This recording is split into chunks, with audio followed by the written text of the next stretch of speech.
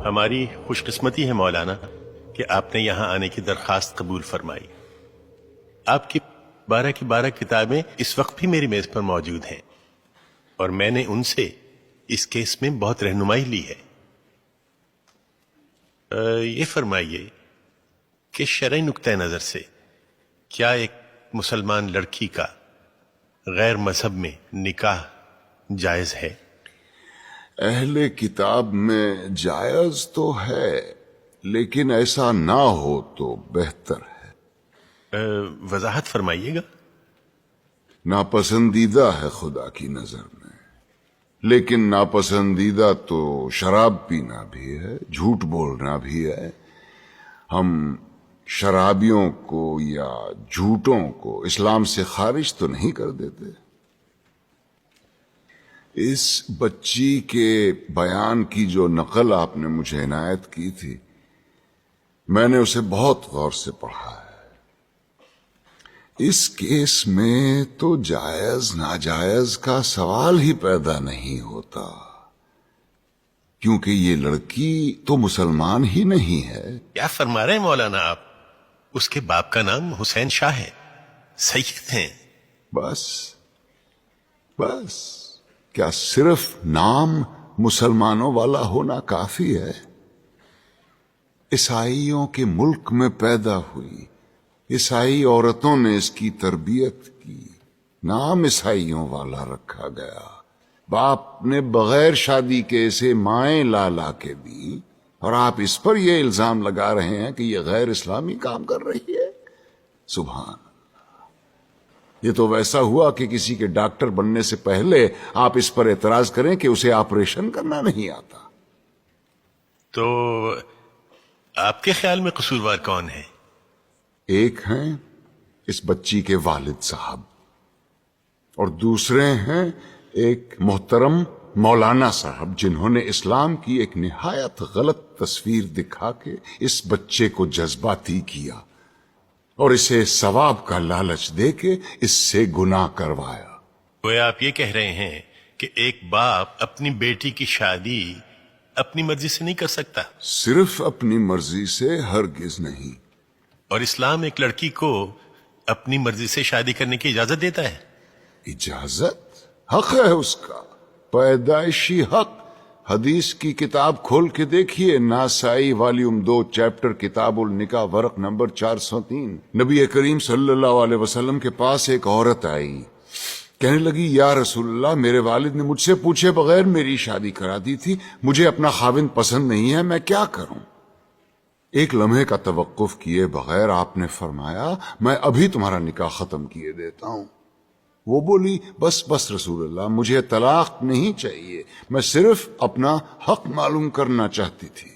حدیث کی دوسری کتاب کھولیے، بخاری شریف والیوم 3 چیپٹر کتاب النکاح ورق نمبر 94۔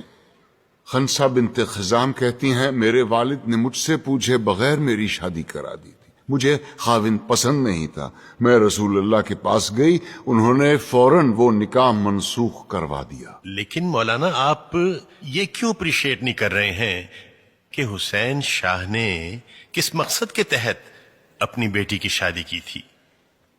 اور مولانا طاہری نے تو سرمد کو، جو کہ ایک ناچنے گانے والا، جینز پہننے والا مغرب زدہ نوجوان تھا، اسے اسلامی حلیے میں ڈھال کر ایک عاشق رسول بنا دیا۔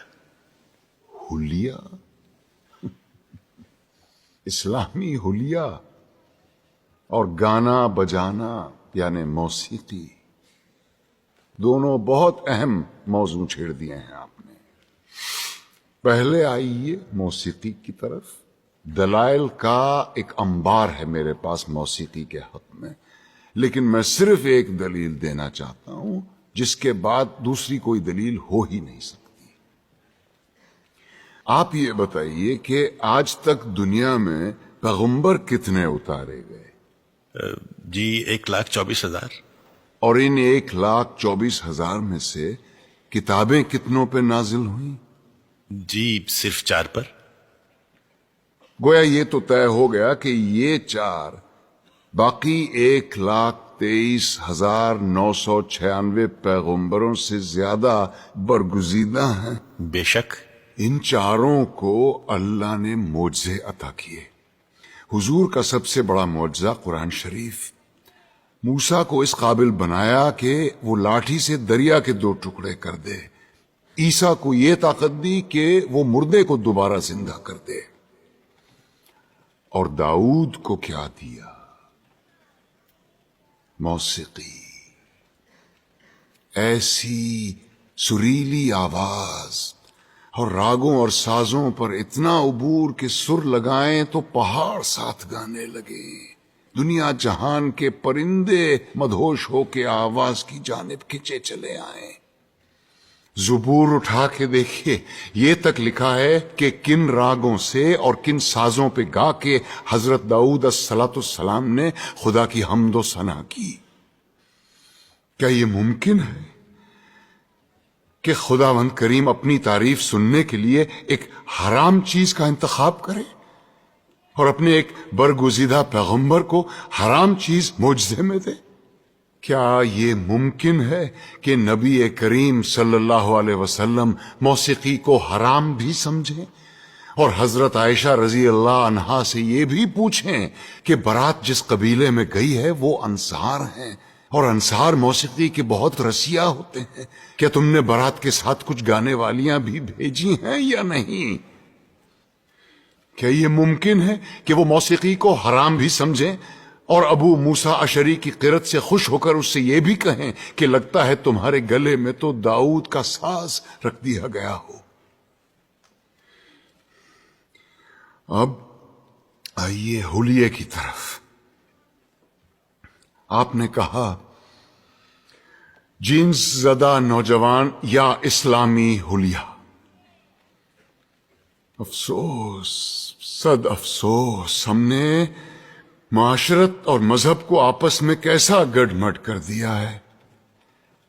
لباس کا تعلق معاشرت سے ہے، مذہب سے بالکل نہیں. یہ کیسے ممکن ہے کہ ایک ایسا دین جو بقول ہمارے ساری کائنات اور تمام زمانوں کے لیے اتارا گیا، وہ لباس کے لیے کسی ایک خاص یونیفارم پر اصرار کرے؟ پر ہم اتنے معصوم ہیں کہ الاسکا کے برفیلے میدانوں میں یا نیوزی لینڈ کی منجمد پہاڑوں میں بھی اگر کوئی اسلام قبول کرے تو ہم اس سے کہیں گے کہ اسلام کی تعلیمات تو ہوتی رہے گی، پہلے شلوار پہنو اور اسے ٹخنوں سے اوپر رکھو. اور یہی رویہ ہمارا داڑھی کے سلسلے میں بھی ہے. لیکن داڑھی تو مولانا آپ نے بھی اتنی لمبی رکھی ہوئی ہے. الحمدللہ، مگر اپنی مرضی سے رکھی ہے. دین نے فرض نہیں کی مجھ پہ. دین میں داڑھی ہے، داڑھی میں دین نہیں. سنت موقدہ ہے، رسول اللہ کی تھی. جو عاشق رسول ہے وہی داڑھی رکھتے ہیں. بالکل درست فرمایا آپ نے، لیکن داڑھی عشق کا آغاز نہیں، انتہا ہے بیٹے. عشق جب انتہا کو چھوتا ہے تو عاشق کا جی چاہتا ہے کہ وہ بھی دکھنے میں اپنے محبوب جیسا بن جائے.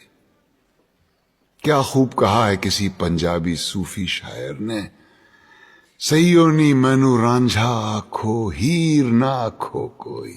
کہیں ہم غلطی تو نہیں کر رہے ہیں کہ عاشق کا پہلا قدم عشق کی آخری سیڑھی پہ رکھوا رہے ہیں؟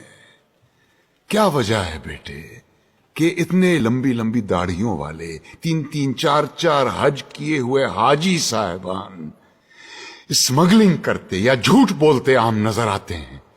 وجہ یہ ہے کہ مجھ جیسے ناسمجھ عالم سارا زور داڑھی رکھنے اور شلوار پہننے پر ہی دیتے ہیں. کہیں ہم غلطی سے عاشق رسول کے بجائے عاشق ابو جہل تو نہیں پیدا کر رہے ہیں؟ کیونکہ داڑھی تو ابو جہل کے بھی تھی، لباس بھی وہی تھا جو رسول اللہ زیب تن فرماتے تھے. ترتیب الٹی ہے بیٹے. پہلے ظاہر نہیں، پہلے باطن کو ٹھیک کرو. اندر آگ لگاؤ، باہر خود بخود آئے گی. ورنہ یہی ہوگا کہ لوگ حرام کی کمائی جیب میں ڈالے حلال گوشت کی دکان ڈھونڈتے پھر رہے ہوں گے۔ اسلام یا میوزک اور اسلام یا پتلون میں سے یا نکال دو۔ یہ مت بھولو کہ اس ملک میں اسلام کی سب سے زیادہ خدمت دو ایسے آدمیوں نے کی ہے جن کے داڑھی بھی نہیں تھی اور جو کوٹ پتلون پہنا کرتے تھے، محمد علی جناح اور علامہ اقبال۔ آج تم بڑے فخر کے ساتھ ان دونوں کے نام کے ساتھ رحمت اللہ علیہ لکھتے ہو۔